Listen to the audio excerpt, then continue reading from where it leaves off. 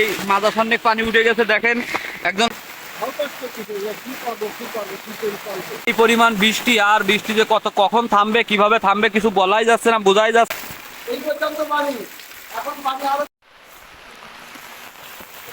Hello, আসসালামু আলাইকুম। আজকে একটা গুরুত্বপূর্ণ আপডেট নিয়ে আসলাম। আমাদের তীব্র বৃষ্টিতে আমাদের জীবন একেবারে বিষণ্ণময় হয়ে উঠছে। দেখেন অবস্থাটা কি চারিদিকে। এই যে বৃষ্টি, বর্তমান আমরা আছি যশোর জেলার কেশবপুর থানার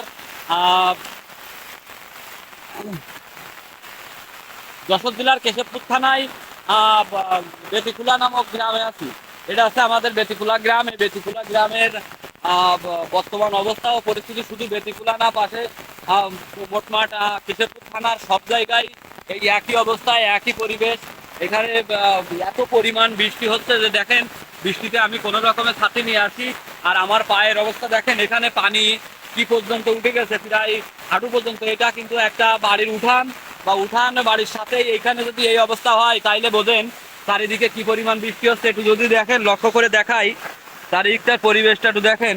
বর্তমান একদম একটা, এই যে বাড়ি, এটা একটা বাড়ি, এইটা একটা বাড়ি, এইটা একটা বাড়ি। এখানে একটু জায়গা মতো ছিল। এখানে দেখেন অবস্থা, এই পরিমাণ বৃষ্টি, আর বৃষ্টি যে কখন থামবে কিভাবে থামবে কিছু বলাই যাচ্ছে না, বোঝাই যাচ্ছে না। সো এখানে তো উঁচু জায়গা, মেন রোডের পাশে সংলগ্ন, তাই এই অবস্থা। যদি নিচুর দিকে যাওয়া হয় তাইলে তো অবস্থা বুঝতে পারছে যে সেইখানে কি পরিমাণ অবস্থা খারাপ। এটা আছে উঁচু অঞ্চল, উঁচু জায়গা। তারপরে এখানে মোটামুটি আমার হাঁটু পর্যন্ত নিচের দিকে একদম ফুলফিল, প্রায় মাথা সামনে পানি উঠে গেছে দেখেন। একজন লোক আসতেছে, এই যে তার অবস্থাটা দেখেন।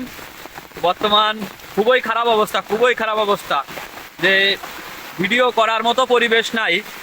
এই যে একজন বাজার করে নিয়ে বাড়ির দিকে ফিরতেছে, তার অবস্থা কি অবস্থা ভাই? অবস্থার সাথে আর বলি লাভ নেই।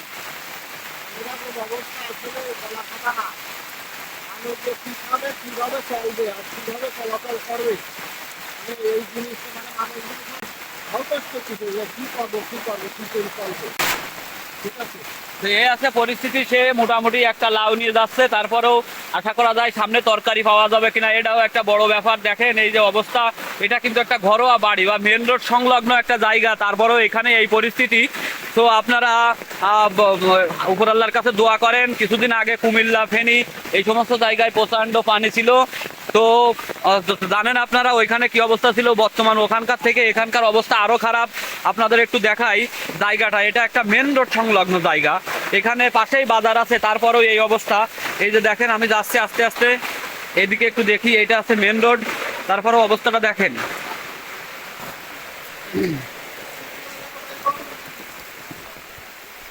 অবস্থাটা দেখেন, এখানে প্রচুর পরিমাণে এত পরিমাণ বৃষ্টি হচ্ছে, মেন রোড দিয়ে স্রোত যাচ্ছে। আর এই স্রোত যাদের নিচু অঞ্চল আছে সে সমস্ত জায়গায় কিন্তু একদম ডুবে গেছে। কোথাও কোথাও হাঁটু পানি, গলা পানি, বিভিন্ন জায়গায় বিভিন্ন রকম পানি উঠেছে।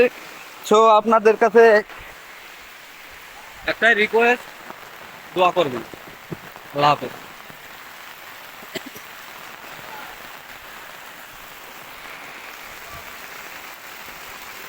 কাকা কি অবস্থা, বাড়ি চলাইস?